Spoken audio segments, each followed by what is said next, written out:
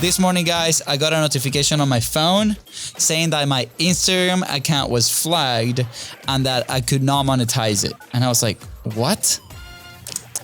And I was like, well, first of all, can I monetize my Instagram account? Build your list, right? Build an asset that you can control. And unfortunately, you cannot control 100% social media. What are other ways that maybe we can steer or even own our own traffic, right? Where you can still building real relationships through email. And by the way, email is not dead for those thinking that email is dead. I don't have a software that sends emails to all these people. You don't need it. Like in the most basic element, people are signing up for something, right? They're willingly give you their contact information. That can literally be an Excel sheet. Hey guys, welcome back to Content is Profit. We are back in studio. What's up, acquisition.com? Solo episode. I'm manifesting Alex Ormosi investing into our company. Let's go. Well, we had somebody walk in Friday and they're like, can I invest in your company? Not quite like that. Not how it went. But yeah, he was like, well, maybe I'll invest in your company. There you go. That's even better. He liked what he saw. Just saying, like, for those that are not familiar, you know, we have a physical studio here where we are, and we like the wow effects. And when they walk into their studio, when they were going to record, they're like, wow, we like this. They did say wow. They say that. So yeah. Anyways, it was a little bit, a little enhancement we did. But enough of that. This morning, guys, I got a notification on my phone saying that my Instagram account was flagged and that I could not monetize it. And I was like, what? And I was like, well, first of all, can I monetize my Instagram account?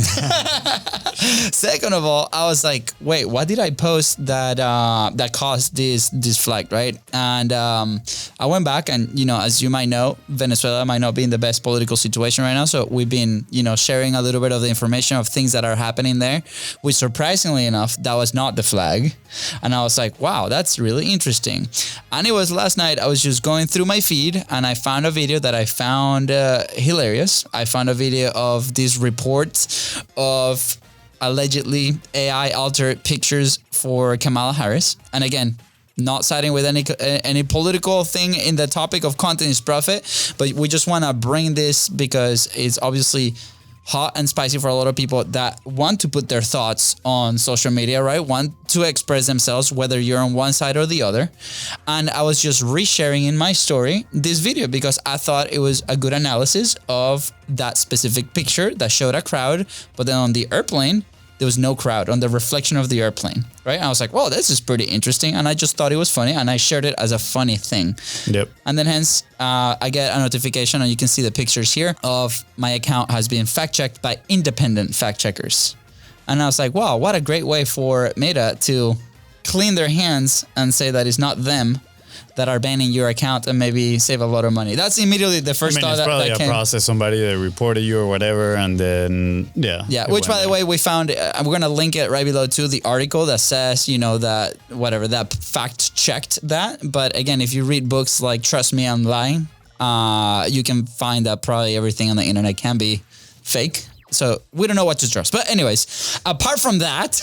What do we trust? Are you even who real? Who do we trust? Yeah. Are we real? Is this AI generated, this whole episode? But it's not, by the way. This accent cannot be faked. Yeah. Let me tell you that.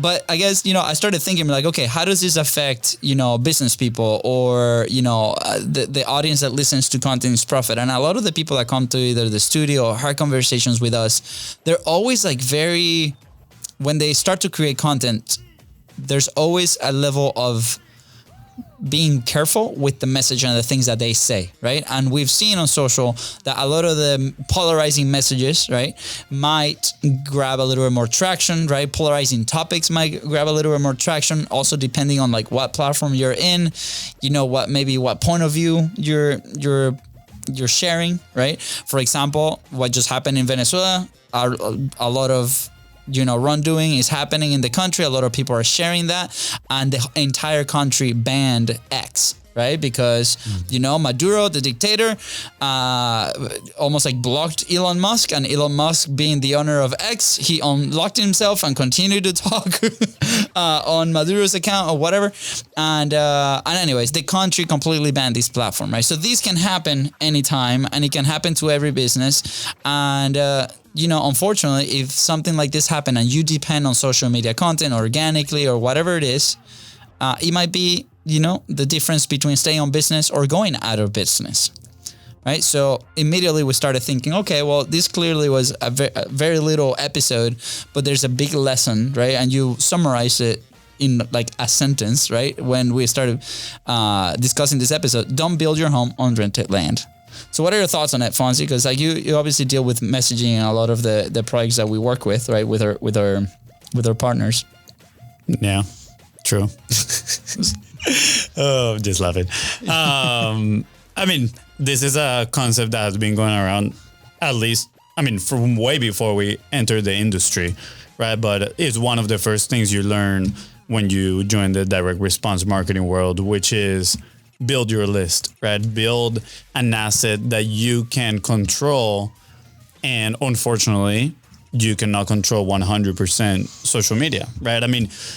There are challenges in each platform, different platforms, they got their different challenges. But one of the most common ones that you'll probably relate to is you publish great content, you have a great following, but only a very small percentage of your following actually sees your content and gets served with your content, right? So that is very frustrating for a lot of creators. It's like, why I have 20,000 followers, 50,000 followers, 10 followers, and nobody, or only like 10% of those people are the ones that are like watching my content, right? Like, why doesn't they get served my content?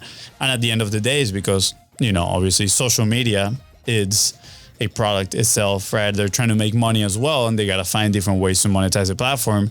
And unfortunately, they're not prioritizing showing some of your content to the people that is following you, right?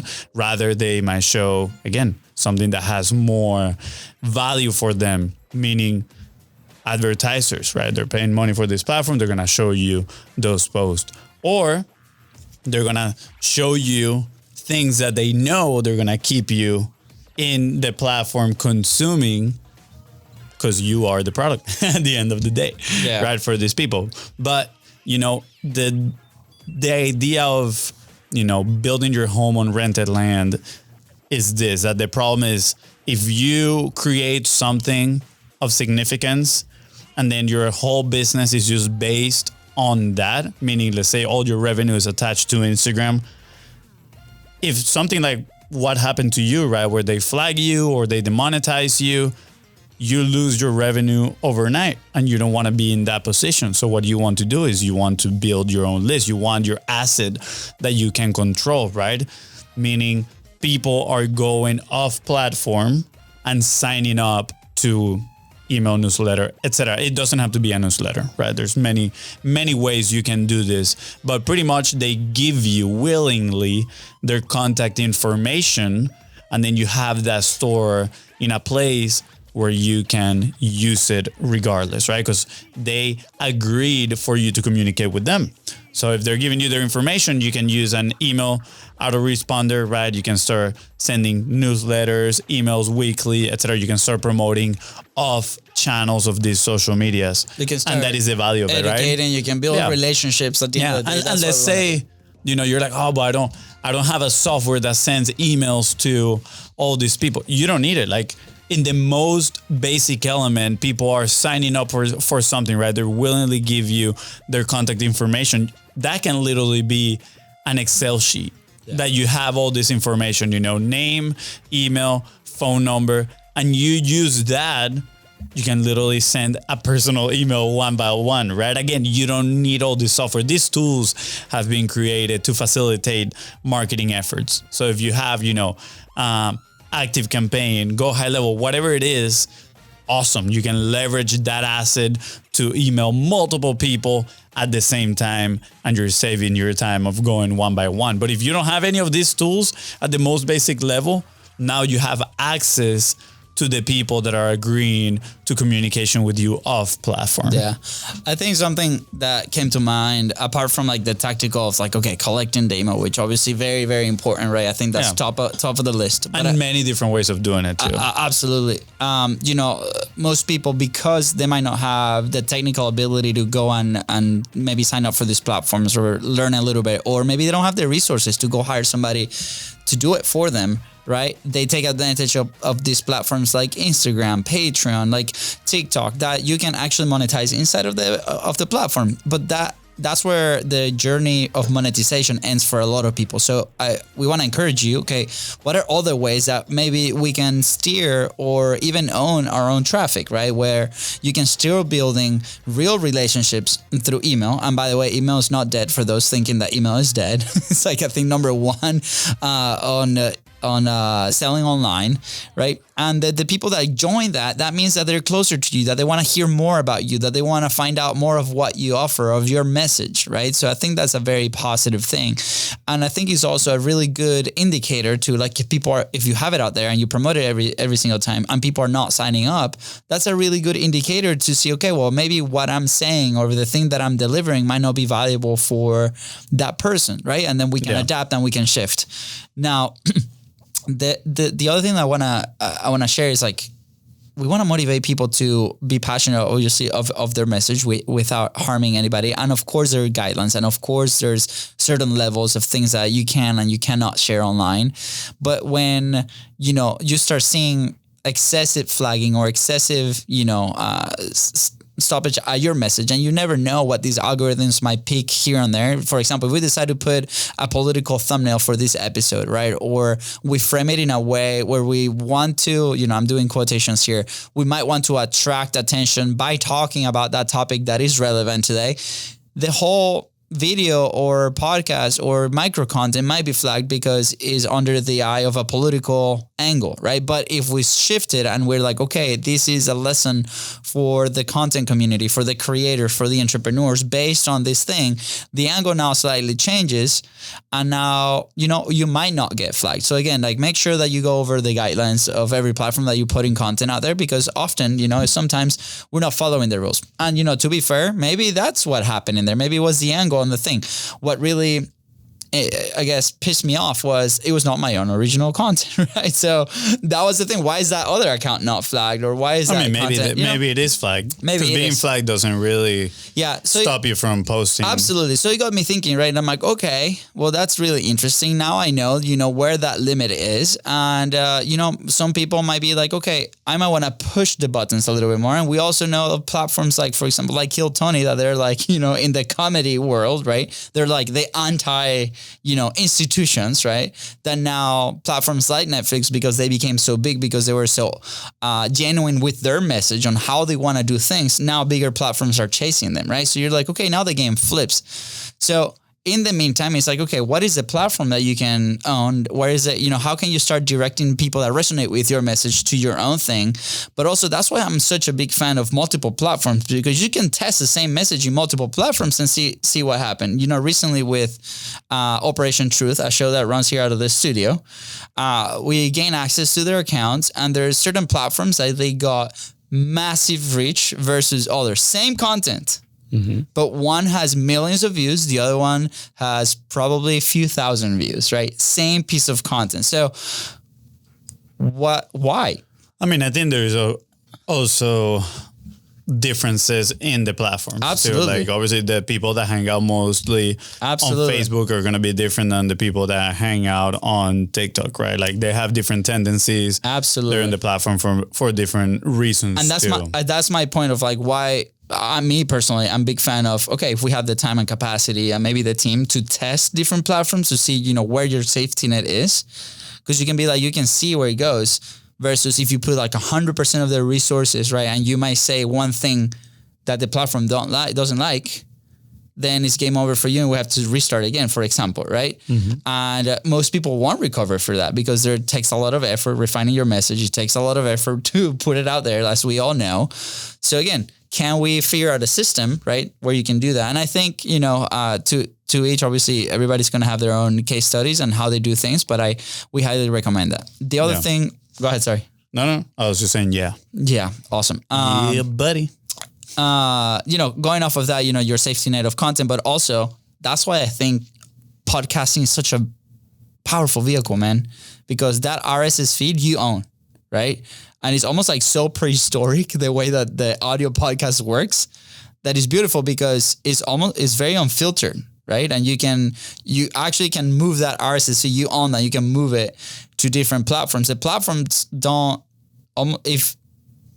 I think today with like modern podcasting, like if you start a podcast, let's say instead of Spotify, it might be something like that. Yeah. But that original RSS feed you own. So the combination between that and your email and the people that listen to podcasts, which by the way, if they pay attention, is because they're actually enjoying your message, is a killer combination to be able to start building trust with the people that might resonate with your message. Yeah. I think the new strategy for people should be to, when they publish content, tell people to drop in their address and then send them a mail-in subscription service where they're like, they actually sign up in there and they put their name and number and everything. And they're like, Luis Camejo, agree to get messages from the other Luis Camejo, right? And messages can be sent to phone number, email, and the address.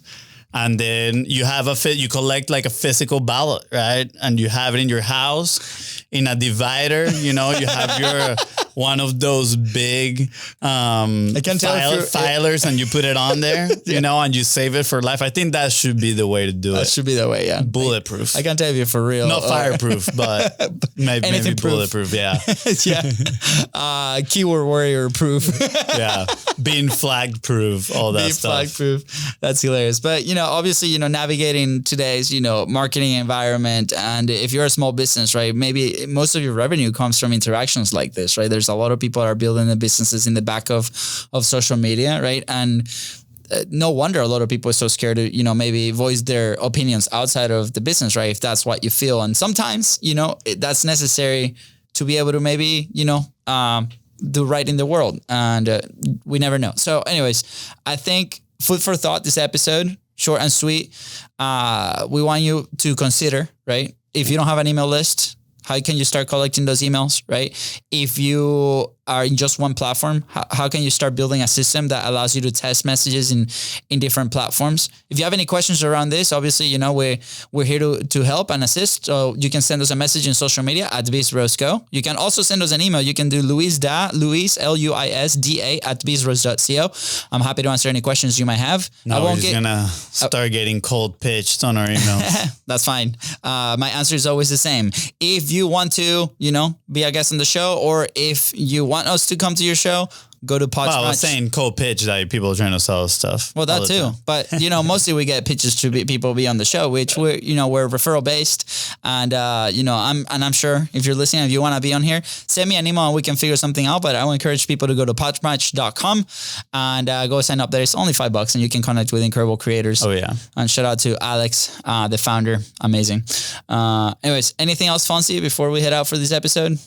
No. Thank you for allowing me to rant a little bit. And I think more rant the lesson, right? Because at the end of the day, it's like, okay, my Instagram account is very personal. There's a lesson on everything.